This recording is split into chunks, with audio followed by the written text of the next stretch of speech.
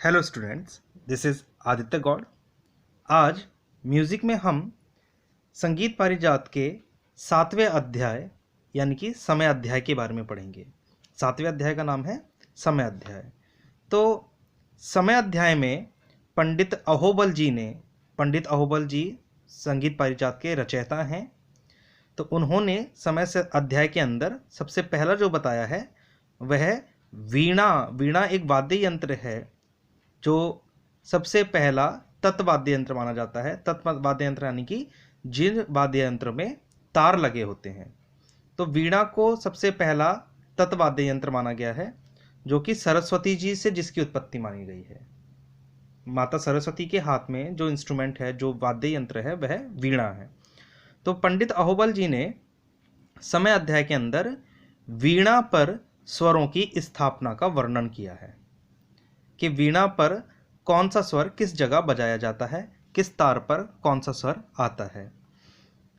उसके बाद दूसरा जो उन्होंने व्याख्या करी है वह है 5 प्रकार की गीतियाँ। जो गीत जो होते हैं, तो उसके गाने के जो तरीके हैं, जो उसका चलन है गाने का, उसको हम गीतियाँ कहते हैं। तो पंडित अहोबल जी ने 5 प्रकार की गीतियों के बारे में व्याख्या करी है। तो पहला पॉइंट जो उन्होंने वर्णन किया है वह है वीणा पर स्वरों की स्थापना का। दूसरा, उन्होंने 5 प्रकार की गीतियों की व्याख्या करी है।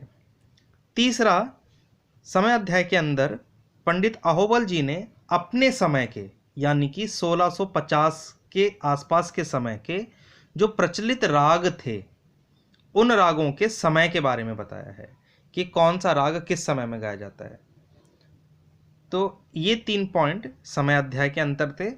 तो इसमें आपके MCQ क्वेश्चंस बन सकते हैं कि वीणा पर स्वरों की स्थापना के बारे में संगीत पारिजात में किस अध्याय के अंदर पूछा गया है या किस अध्याय के अंदर बताया गया है। तो आप बताएंगे समय अध्याय के अंदर कि, और दूसरा क्वेश्चन कि भाई गीतियाँ जो हैं, गीतियों की व्याख्या किस अध्याय के अंदर है, समय अध्याय के अंदर। या आपको 3 ऑप्शन दे दिए कि समय अध्याय के अंदर किस चीज़ की व्याख्या करी है। उसमें ये 2 ऑप्शन नहीं है, बीच वाला ऑप्शन है कि 5 प्रकार की गीतियाँ बताई गई हैं, तो आप इस पर टिक कर देंगे। तीसरा, कि रागों के समय के विषय में किस अध्याय के अंदर संगीत पारिजात में बताया गया है, पूछा गया है, तो आप उसमें ऑप्शन कर देंगे समय अध्याय के अंदर। तो समय अध्याय में ये 3 बातें हैं। पहला, वीणा पर स्वरों की स्थापना। दूसरा, 5 प्रकार की गीतियों के बारे में बताया है पंडित अहोबल जी ने। और तीसरा, अपने समय के प्रचलित रागों के समय के विषय में उन्होंने बताया है। तो आइए अब जल्दी से पहले हम संगीत पारिजात को फर्स्ट चैप्टर से उसका एक बार रिवीजन कर लेते हैं, ताकि वो हमारा रिवीजन हो जाए और अच्छे से याद भी हो जाए, और जिन स्टूडेंट्स को पहले ये चीज़ समझ नहीं आई है वो उसको समझ भी सकें। आइए तो स्टार्टिंग से एक बार रिवाइज करते हैं। तो संगीत पारिजात के जो रचयिता थे वह हैं पंडित अहोबल। पंडित अहोबल ने संगीत पारिजात को लिखा है। संगीत पारिजात संगीत का एक ग्रंथ है जो कि 1650 में लिखा गया था, जिसे पंडित अहोबल ने लिखा था। और इसी ग्रंथ का फारसी भाषा में अनुवाद किया था। अनुवाद का मतलब है ट्रांसलेशन करना, किसी और भाषा में उसको लिखना। तो संगीत पारिजात को फारसी भाषा में पंडित दीनानाथ जी ने लिखा था। इस ग्रंथ के अंदर कुल 8 अध्याय हैं, जिन्हें 500 श्लोकों में लिखा गया है। इन 8 अध्यायों में 500 श्लोक लिखे गए हैं। पहला अध्याय है स्वर अध्याय, जिसमें पंडित अहोबल जी ने नाद के विषय में बताया है कि नाद की उत्पत्ति हवा और आग के मिलाप से होती है। और उन्होंने स्वर को सांप के समान बताया है, श्रुति को कुंडली के समान बताया है। तो जिस प्रकार सांप कुंडली में बंध जाता है, उसी प्रकार स्वर श्रुति में बंध जाते हैं। इसके बाद उन्होंने श्रुतियों की कुल संख्या 22 बताई है, जिनको 5 प्रकारों में बांटा गया है। और स्वरों को, 7 स्वरों को 3 अलग अलग वर्णों में उन्होंने विभाजित किया है। सामापा को उन्होंने ब्राह्मण वर्ण में बताया है, रे और धा को क्षत्रिय वर्ण में बताया है, और गानी को वैश्य वर्ण में बताया है। इसके बाद आता है ग्राम अध्याय। तो ग्राम में 3 ग्राम आते हैं, षडज, मध्यम और गंधार। गंधार ग्राम विलुप्त होने के कारण इसके विषय में कोई भी व्याख्या नहीं करी गई। मुख्यतः पंडित अहोबल जी ने षडज ग्राम की व्याख्या इस अध्याय के अंदर करी है। तीसरा अध्याय है आपका मूर्छना अध्याय। तो मूर्छना की उत्पत्ति ग्राम से होती है। ग्राम नहीं होगा तो मूर्छना उत्पन्न नहीं हो सकता। मूर्छना का अर्थ है मंत्रमुग्ध होना, या किसी के लिए आकर्षित होना, या खो जाना। तो जब हम संगीत को सुनते हैं तो उसमें हम मंत्रमुग्ध हो जाते हैं, खो जाते हैं, तो उस अवस्था को संगीत की भाषा में मूर्छना कहा गया है। तो ग्राम, गंधार ग्राम के विषय में कुछ नहीं पता, इसलिए गंधार ग्राम की मूर्छनाओं के बारे में भी कुछ नहीं पता। षडज और मध्यम ग्राम में 7-7 स्वर होते हैं, तो हर स्वर की अपनी मूर्छना होती है, इसलिए हर ग्राम की 7-7 मूर्छनाएं हैं। षडज ग्राम में भी 7 स्वर हैं तो 7 मूर्छनाएं हो गई, और मध्यम ग्राम में भी 7 स्वर हैं तो 7 मूर्छनाएं मध्यम ग्राम की भी हो गई। चौथा अध्याय है स्वर विस्तार अध्याय। इसमें पंडित जी ने 7 स्वरों को 2 भेदों में बांटा है।